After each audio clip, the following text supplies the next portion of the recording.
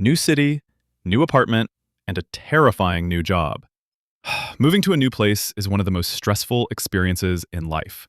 You have to pack boxes, sign contracts, and, worst of all, meet your new roommates. Welcome to English Life Chronicles. In this series, we don't just teach you textbook English, we teach you the real English used in everyday life. The slang, the idioms, and the awkward moments. In today's episode, The New Beginning, you are going to meet Leo. He is a nervous architect who just wants everything to be perfect. And you will meet Maya. She is, well, let's just say she is chaotic. By the end of this video, you will know how to introduce yourself naturally, how to use phrasal verbs for moving in, and you will learn the difference between being on time and in time. But be careful, Leo is about to get some terrible career advice. Are you ready to move in? Let's open the door. Okay, Leo. Apartment 4B. This is it. No turning back now. You have the deposit. You have the keys. Well, you don't have keys yet. Just knock. Be normal. Don't be weird. You are always weird. Stop it. Here we go. Oh my God! You must be Leo. You are exactly on time. That is so rare. Most people say, I'm 5 minutes away, but they are actually still in bed. I love the punctuality. Come in. Don't stand in the hallway. It smells like boiled cabbage out there. Get in here. Hi. Wow. Thanks. I'm Leo. It's nice to finally meet you in person, Maya. Sorry about the box. It's heavy. I think I packed too many books. Whoa! Careful! Don't drop it! Just kidding. The floor is already scratched. Welcome to the chaos! So, this is the living room. As you can see, it is cozy. That is realtor code for small. But hey, the Wi-Fi is fast and the neighbors are mostly quiet. Except for the guy upstairs who plays the trumpet at 2 a.m. The trumpet? Oh, that sounds great. Actually, the apartment looks bigger than the photos. You really know how to take good pictures. Right? It's the wide-angle lens trick. Plus, I stood on a chair to take the photo. It makes the room look huge. Anyway, put your stuff anywhere. Do you want a drink? I have coffee, tap water, old milk, or tequila. Let's pause the story here. There was a lot of fast English in that scene. Let's break down 4 key phrases. Number 1, realtor code.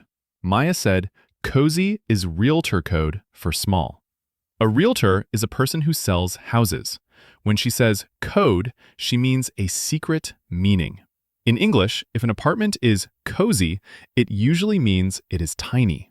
Number 2, punctuality. She said, I love the punctuality. This is the noun form of punctual. It means being on time. Repeat after me. Punctuality. Number 3, the wide-angle lens trick. This is specific vocabulary for photography, but we use it to describe when someone is making things look better than they are. Number 4, tap water. Maya offered tap water. This is water that comes directly from the sink, not a bottle. In most US cities, tap water is safe. Now, let's go to the kitchen. Leo is about to tell Maya about his terrifying boss. No tequila, thanks. I need to keep a clear head. I have the final interview at Miller & Associates tomorrow. Have you heard of Mr. Henderson, the CEO? Henderson? No. Is he famous? Is he on TikTok? He is definitely not on TikTok. He is old school, very strict. I heard he once fired a guy for wearing brown shoes with a black belt. I really need this job, Maya. The rent here is, well, it's not cheap. Okay, listen to me. I work in social media. I know about personal branding.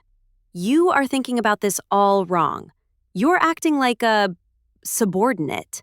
You need to be an alpha. You need to dominate the room. Dominate? Maya, it's an architecture firm.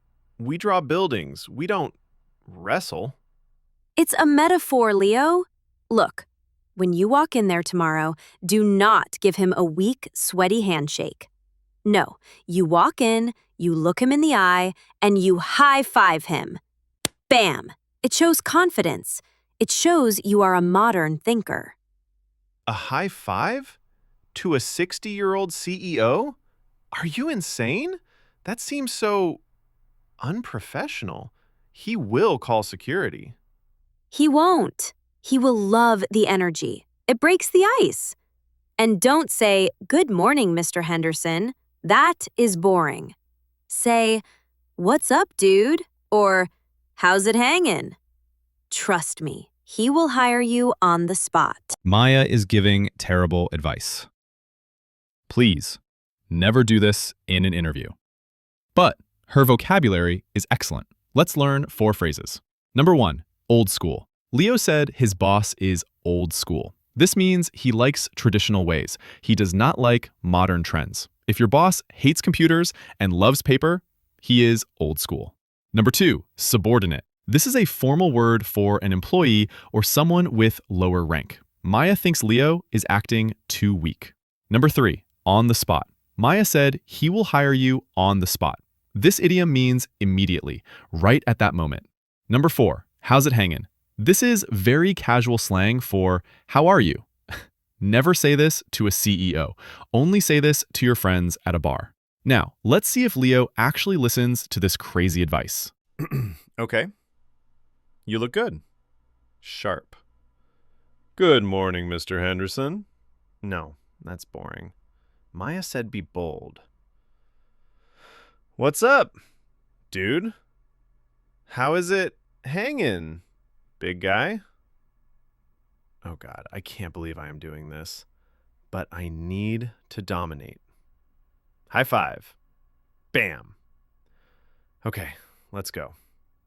Knock 'em dead, Leo! Don't forget the high five! Thanks, I think. And that is where we leave them, standing in the hall, pajamas on, hands raised for the ultimate high five. But what happens after the high five? What happens when the sun comes up and the reality of the big interview hits? Living with a roommate is hard. Living with a roommate on the most important morning of your life is harder. In the next episode, The Morning After, we see if Leo can survive his first morning routine with Maya. We will learn how to politely ask for quiet, talk about morning habits, and master the tricky grammar difference between used to and get used to.